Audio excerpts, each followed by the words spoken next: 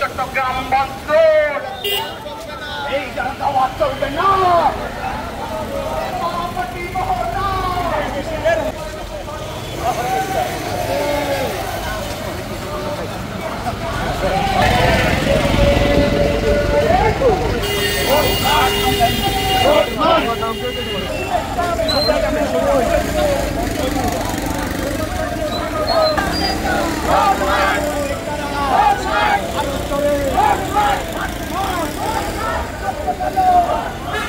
আমরা খুব স্পষ্ট করে বলেছি যে এই অন্তর্বর্তীকালীন সরকার, এই সরকারের মূল সংস্কার এবং নির্বাচন 10 মাস পেরিয়ে গেলেও জুলাই গণহত্যার বিচার এখনো পর্যন্ত করা হয়নি।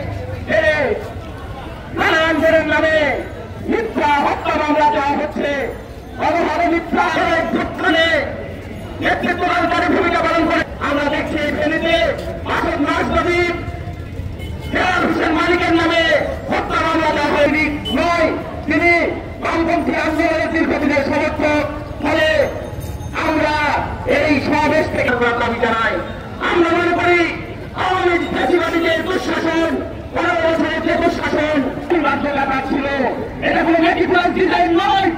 এই গণঅভ্যুত্থান আওয়ামী ফ্যাসিবাদের যে শাসন তার সরকার যে চুক্তি করেছিল, ভারতীয় সাম্রাজ্যবাদ আধিপত্যবাদের সাথে যে অসম চুক্তি করেছিল, আমাদের আকাঙ্ক্ষা আমরা দেখছি আওয়ামী সরকারের সেই ধারাবাহিকতায় পরিকল্পনা করা হয়েছে।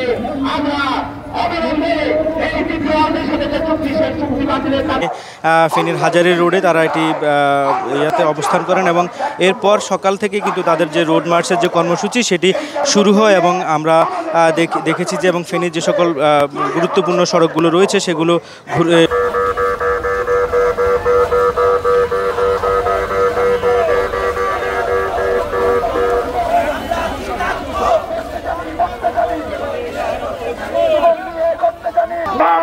সংগ্রাম এই সাথে বিষয়ে জানিয়ে দেওয়ার খবর আছে।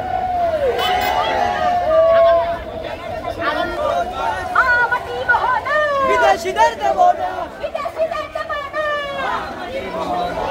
মাটি মহড়া